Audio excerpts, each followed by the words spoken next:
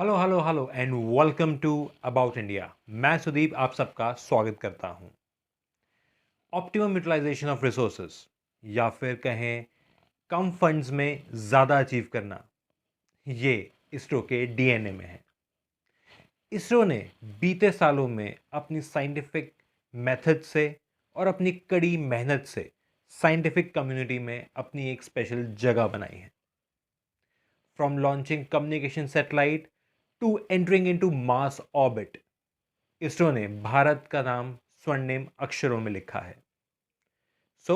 इसरो को एक सैल्यूट करते हैं और 2022 में होने वाले इसरो के मिशन पे डिस्कस करते हैं। बट वीडियो शुरू करने से पहले एक छोटी सी रिक्वेस्ट, वीडियो को एंड तक ज़रूर देखें, लाइक कीजिए, चैनल सब्सक्राइब नहीं किया है तो चैनल को सब्सक्राइब कीजिए और अपने कमेंट सेक्शन में ज़रूर दें। इससे हमारी बहुत मदद होती है, इस शो की बहुत मदद होती है।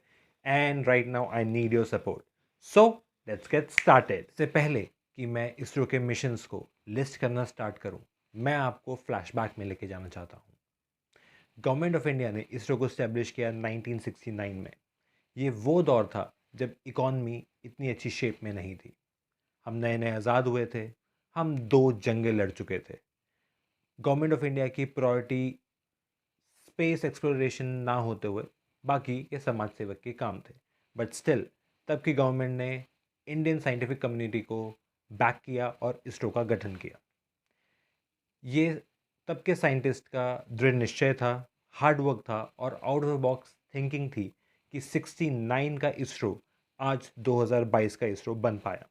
फॉर एग्ज़ाम्पल, आप सबको याद हुई ही होगा कि पहला रॉकेट जो टेस्ट हुआ था उसको एक साइकिल पे ट्रांसपोर्ट किया गया था। बट आज 2022 में हम ह्यूमंस को इंडिया के पहले स्पेस मिशन में भेज रहे हैं। ये सपना हमारे साइंटिफिक कम्युनिटी के लिए बहुत इम्पोर्टेंट है। हमारा पहला मिशन है द गगनयान मिशन। प्रधानमंत्री मोदी जी ने 15 अगस्त को लाल किले की प्राचीर से इस प्रोजेक्ट की अनाउंसमेंट की थी।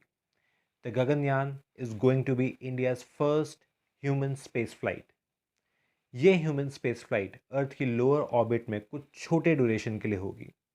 This programme will leave a long lasting impact on the future coming space programmes, because इस मिशन से यूथ बहुत इंस्पायर होगा टू ज्वाइन स्पेस स्टडीज।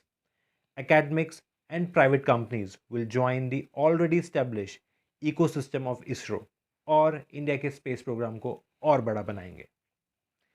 इस स्पेस मिशन के क्रू मेंबर्स होंगे इंडियन एयरफोर्स के सिलेक्टेड कुछ पायलट्स जिनकी ट्रेनिंग रशिया में लास्ट फेज पे चल रही है। और एक इम्पॉर्टेंट फैक्ट, जैसे यूएसए में एस्ट्रोनॉट होता है, रशिया में कॉस्मोनॉट होता है, वैसे ही इंडिया में इन लोगों को बोला जाएगा vyomanauts. The Gaganyaan is going to be a very prestigious mission. Next mission is Chandrayaan 3. Chandrayaan 1 बहुत ही सक्सेसफुल रहा। Chandrayaan 2 इसरो के अकॉर्डिंगली 90% सक्सेसफुल रहा। आपको याद ही होगा कि Chandrayaan 2 के 3 पार्ट थे, orbiter, lander and rover. Orbiter जो कि आज भी मून के ऑर्बिट में है और मून को मैप करता जा रहा है। But Vikram lander or Pragyan rover was supposed to do a soft landing and touch moon surface, but unfortunately वो वहाँ पे क्रैश लैंड हुए। यहीं पे आता है चंद्रयान 3 का मिशन कि वो चंद्रयान 2 का जो इनकम्प्लीट मिशन था उसको पूरा करे with advance technology. Chandrayaan 3 is going to be technology demonstration project only. और इस बार हमें उम्मीद है कि इंडियन साइंटिस्ट और इसरो कामयाब रहेगा चंद्रयान 3 को मून के ऊपर सॉफ्ट लैंडिंग कराने में। The next project is small satellite launch vehicle. India के पास जो लॉन्च व्हीकल्स हैं वो भारी से भारी सैटेलाइट को अंतरिक्ष में लेके जा सकते हैं। बट एक और मार्केट है, क्योंकि काफ़ी सारे देश छोटी और कम वजन की सैटेलाइट बनाते हैं और इसकी वजह से इसरो इस मार्केट को कैप्चर नहीं कर पा रहा था। ये लॉन्च व्हीकल अपने डेवलपमेंट के लास्ट फेज़ में है और ये गेम चेंजर साबित होगा, क्योंकि जैसे ही ये लॉन्च व्हीकल बनेगा इंडिया 500 किलोग्राम तक की सैटेलाइट या फिर उससे कम की सैटेलाइट्स इस लॉन्च व्हीकल से लॉन्च करेगा और कॉस्ट बहुत ही ज़्यादा कम हो जाएगी। सो सैटेलाइट लॉन्च लॉन्च की जो मार्केट है उसमें मेन इम्पैक्ट आपकी कॉस्ट का आता है और इस व्हीकल से ये कॉस्ट बहुत रिड्यूस हो जाएगी। The next mission is reset 1A। It stands for radar imaging satellite. This satellite will map every inch of Indian territory। इसका काम पूरी अर्थ को एनालाइज और साथ ही अर्थ में जितने भी ओशंस हैं उन सबको एनालाइज करना है। ये एक तरीके की स्पाई सैटेलाइट होगी और इंडियन आर्म फोर्सेस के बहुत काम आने वाली है।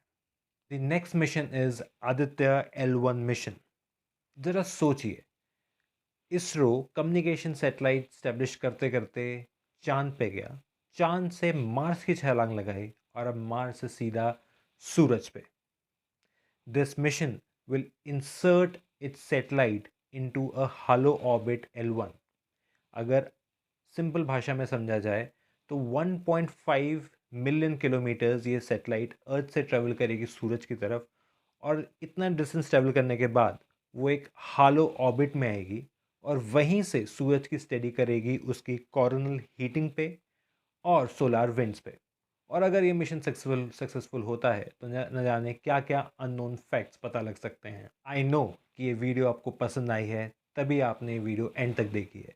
सो वीडियो को लाइक कीजिए, चैनल को सब्सक्राइब कीजिए और अपने वैल्यूएबल कमेंट्स कमेंट सेक्शन में ज़रूर डालिए।